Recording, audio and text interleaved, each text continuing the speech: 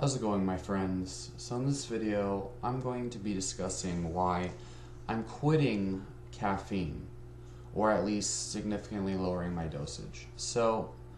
Um, as of the past couple months, I have been doing a strict ketogenic diet, and I've been feeling absolutely amazing. I've been feeling better than I've felt in a very long time. I've experienced significant improvements in my sleep and my mood. Now, at the same time, I have been drinking a lot of bulletproof coffee, probably since June of 2018, which is about 8 months ago, maybe 7 months ago.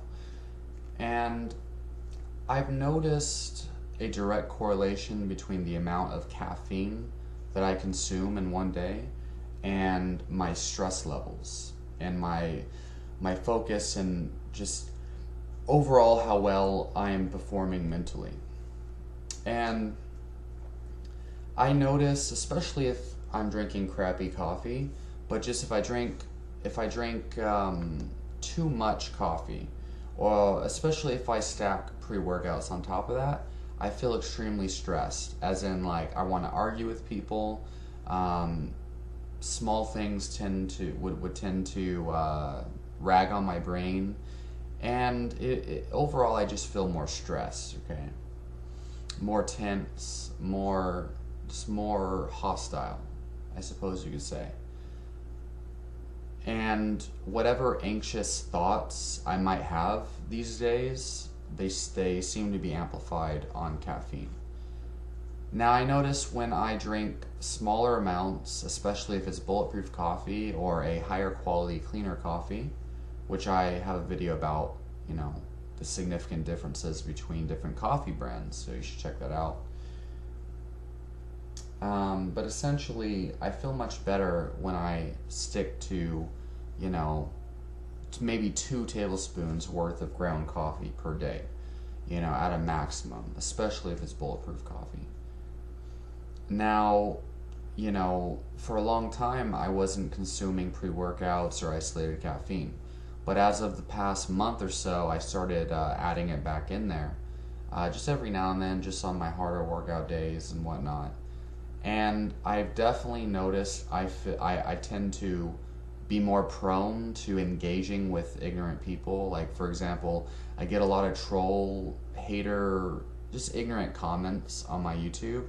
And generally, I can deal with that in a pretty, mature fashion if I choose to respond at all. But with more caffeine, I find it easier to let my emotions get the best of me. As in, like, somebody posted an ignorant comment, and for some reason, I allow myself to spend 15 minutes writing a paragraph about why they're wrong. And clearly, that's not a efficient use of my time. But when I'm have more caffeine, especially from pre-workouts, or if I just tend to drink more coffee, too much coffee, especially if it's lower quality, I notice I'm more prone to those things. And the same thing happens like at the gym. Someone will ask me about my ketogenic diet, and I'll just go on this crazy rant about how mainstream health is completely wrong, and just it's just harder for me to maintain a grounded focus when I have too much caffeine.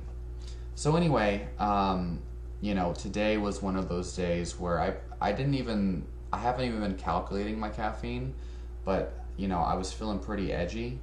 For some reason, I chose to drink bulletproof coffee with about 4 raw eggs and 20 grams of whey protein isolate. And, I chose to take that as my lunch after I've already consumed 300 grams of caffeine before my workout. And then I had 2 tablespoons worth of coffee in the morning. And so I didn't realize it because, but I started feeling shaky and stuff. And I started feeling pretty, anxious to the point where I can't even play a video game in a focused fashion. And so I calculated the amount of caffeine that I drink in one day, or today, and mathematically equating the amount of caffeine you drink from coffee can be difficult because most equations they do it per cup of brewed coffee. And, that's not helpful because some people, they use, a teaspoon of coffee per cup. Some do 2 tablespoons of coffee per cup. So whatever caffeine reading you're getting per cup, it all depends, the caffeine content entirely depends on how many tablespoons of ground coffee is being used per cup. Not to mention the type of coffee and other things matter too. Anyway, my calculations read that with the caffeine supplement before my workout and all my coffee and caffeine consumption combined, I probably consumed anywhere from 600 to 800 milligrams total today. And, considering that and all of the effects of caffeine,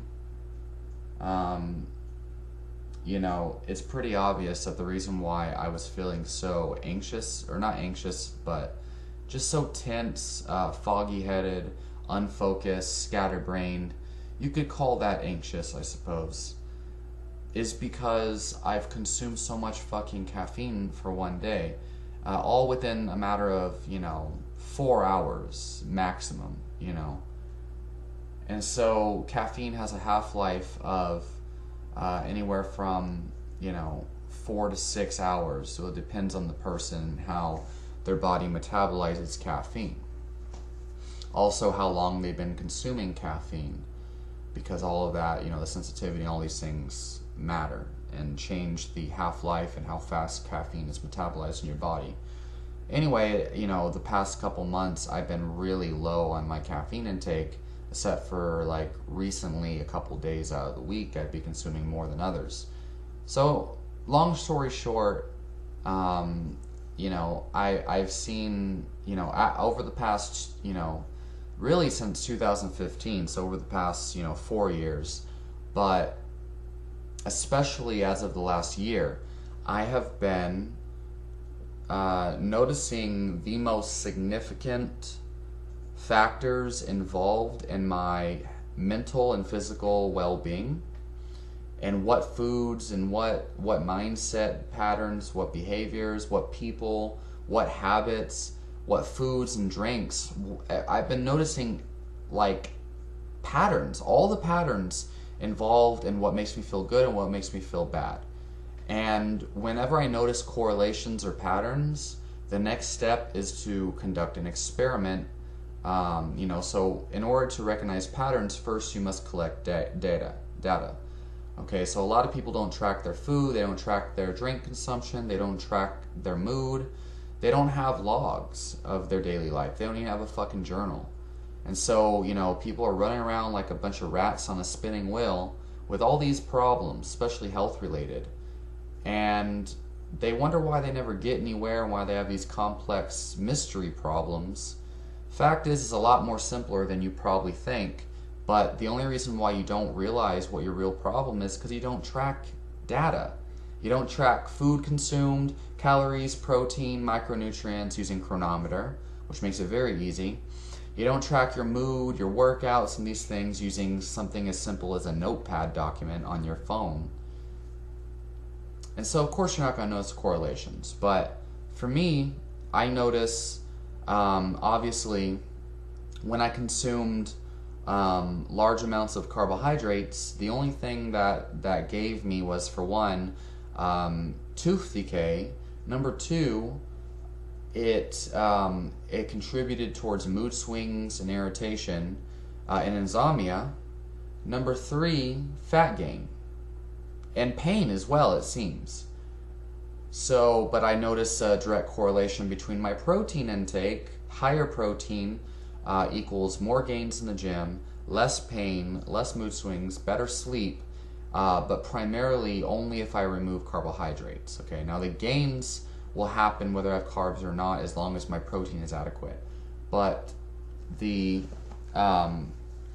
carbohydrate intake, I do much better when I'm on a ketogenic diet with high protein.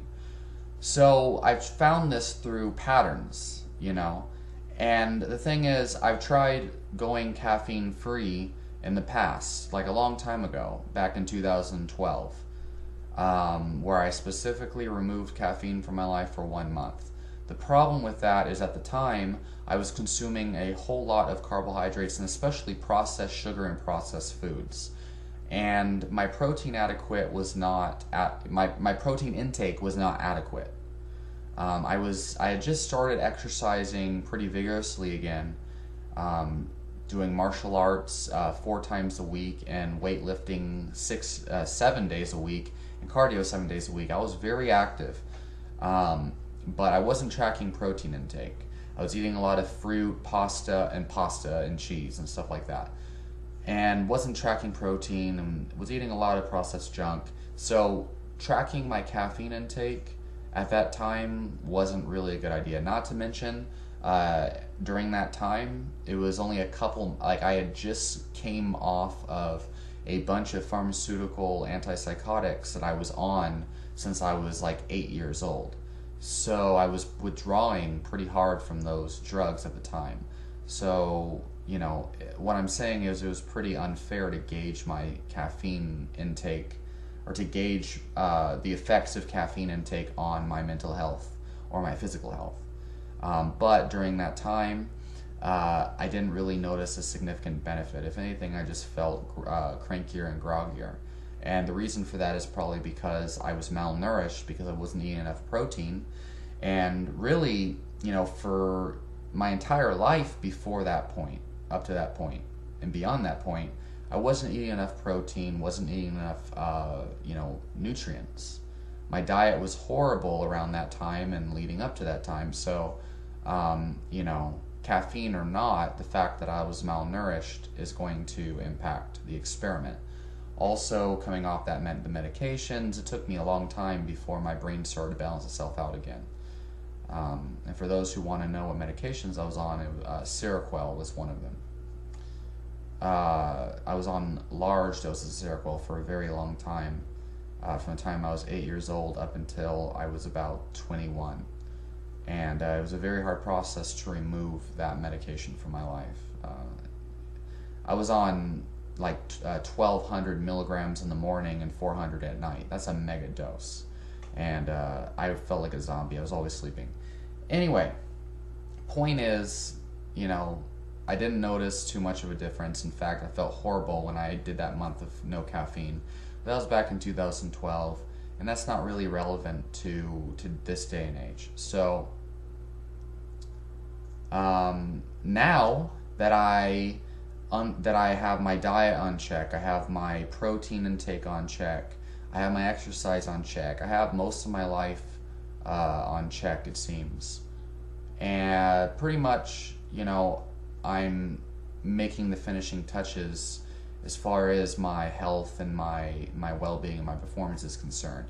And I'm seeing different correlations that seem to be messing with me. So at the moment, keto is going amazing, making me feel amazing, better than anything I've ever done before. Despite the fact that I'm eating low calories, For a long time, I thought I had to eat 4,000 calories a day. People kept telling me the reason why I felt like crap eating, a paleo diet with white rice, was because I wasn't eating enough calories to match my exercise. But when I removed the rice and I removed the fruit and the carbohydrates, and I upped my protein and upped my fat, immediately everything changed, despite the fact that I'm eating only like 2,000 calories a day now. So it's weird. I'm eating like half the calories I was eating before. I dropped a lot of weight, of course, but my strength is going up now and my mood has improved drastically. So I think I found the right diet for me. So over the next 4 weeks, I'm going to conduct an experiment where every single day I'm going to have no more than 2 tablespoons of coffee per day. So that means, brewed and whatnot.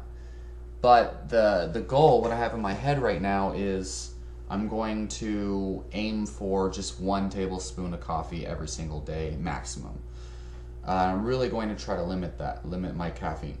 So that would be 200 milligrams of caffeine per day maximum. Now, again, my entire life I was consuming, or not my entire life, but ever since I was about 16 years old, I was drinking a lot of caffeine. I started drinking caffeine when I was about, I think I was about maybe 17, let's say. I was like 17 years old, maybe. Um, and I started drinking energy drinks, Monster and everything.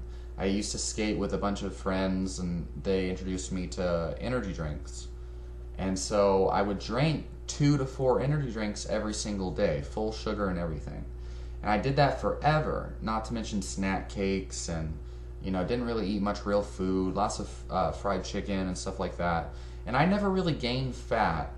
I was very active, but I'll tell you, I always had insomnia and felt like crap. And, but I was drinking a 4 pack of Monster every single day for a long time. So that comes out to about, that's a lot of caffeine. 160 plus 160 equals 320 milligrams of caffeine and two Monsters. But I would drink, 2 as a minimum. So 320 milligrams of caffeine every single day from Monster energy drinks. But usually I would do 3 to 4. So I was drinking anywhere from 300 to 600 milligrams of caffeine a day from from the time I was 17 up until recently. The only difference is, in 2014, I switched to tea and coffee. I switched to natural sources, and I started drinking more tea and coffee, which, as a side effect, reduced my caffeine intake.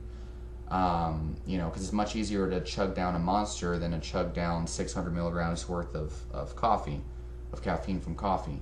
But then I started drinking pre-workouts when I met my girlfriend or whatever, because she liked to, live life large and stuff. And man, like those pre-workouts just made me feel like I was on crack. So from late 2015, well, really it was early 2016 until like mid 2018. For a good 2 years during that period, I was drinking pre-workouts every day. And I was consuming anywhere from 300 to some days 1,000 milligrams of caffeine a day. And I do remember specifically, the more caffeine I drank, the worse I felt. Also, the more carbs and sugar I had, well, the more sugar I consumed, the worse I felt. Let's just make it simple. I don't think carbs are the devil. But, so, my point is I've been drinking caffeine forever, man. I've been drinking lots of caffeine for a very long time, and I've never really given my body a chance to be without it. The only time I really drastically lowered my caffeine intake was during the time I was vegan, which would be around, so I was vegan from September of 2014. No, it was June of 2014 until June or July of 2015. So it was about a year. And from January of that year of 2015 until June of 2015, I would drink yerba mate, I would drink, tea, and sometimes coffee. And I think my caffeine intake was probably under 200 milligrams a day. So I wasn't really drinking a whole lot of caffeine. And the days that it would go over that would be from yerba mate. So, and I remember I actually felt much calmer. But at the same time, I was taking a lot of chamomile, holy basil, gynosema, and other calming herbs. But I do remember my mental well-being was amazing around that time. Well, besides the fact that I was constantly bloated and shitting out salads, and I had psoriasis and mysterious hives, I didn't know what the fuck was going on with my health. Somehow I still felt, I felt very malnourished, and I did have mood swings. But the lower caffeine intake did help. But I wasn't exercising at all. That whole time I was vegan, I actually stopped exercising completely. I didn't have energy worth a damn. Absolutely not. And I had pretty bad insomnia. Lots of problems during that time. But I wasn't feeling the kind of anxiety that when I had my caffeine low. But that only happened when I reduced my caffeine intake. Anyway, that's a mixed bag of tricks to talk about. But yeah, so we'll see where this goes. So y'all can stay tuned, and I'll make an update video, probably a quick 10-minute video, every now and then, over the next couple weeks, and update you guys on how it's going. My plan is, again, to stick to 1 tablespoon of bulletproof coffee every single morning, along with and if I'm not doing that, I might use yerba mate, or I might do do those yogi teas, because those seem pretty promising, and I've had them before, and the herbs and things in those yogi teas are pretty impressive lineup of ingredients, and they tend to make me feel pretty good. So I might get me some more of those. I know that that's not as good as, like, just buying the loose leaf herb like I usually do, but I got plenty of that shit. I have plenty of loose leaf herbs in my fucking cupboard. I have all sorts of various, Chinese, Japanese teas. I have teas from India, all in loose leaf. I have, I mean, like Camellia sinensis tea, like real tea, green tea, black tea, oolong. And then I also have, holy basil loose leaf. I have ashwagandha loose leaf. Obviously, I have plenty of maca powder. I have a lot of I have gynostemma up the ass, astragalus, lots of goji berry, which they seem to be going bad now because I haven't been using those. Anyway, point is, yeah, I'm gonna try some of those yogi teas. I'm gonna do their perfect energy tea. The tangerine one was pretty good, or the vanilla spice, which would probably taste amazing in my bulletproof coffee, because they have about 70 milligrams caffeine per packet, and the fact that they actually measure the caffeine per serving is very helpful to me, because I'm getting a natural source of caffeine with adaptogenic herbs to help balance the effect, and they actually measure the amount of caffeine, so I don't have to worry about how much fucking caffeine is in this tablespoon of ground coffee, because I have not found a solid answer. It could vary from 50 milligrams per tablespoon to 200. So yeah, you guys be careful about that. So that's why I'm definitely considering the yogi teas. So I'm pretty excited for this, because I do feel like I've just been I feel like the caffeine's been really messing with my motivation and my happiness and my focus and things. So yeah, leave your questions down below. Let me know, like, have you guys ever done, a no caffeine experiment? What do you guys think about that? Let me know in the comments. I'll talk to you in the next video.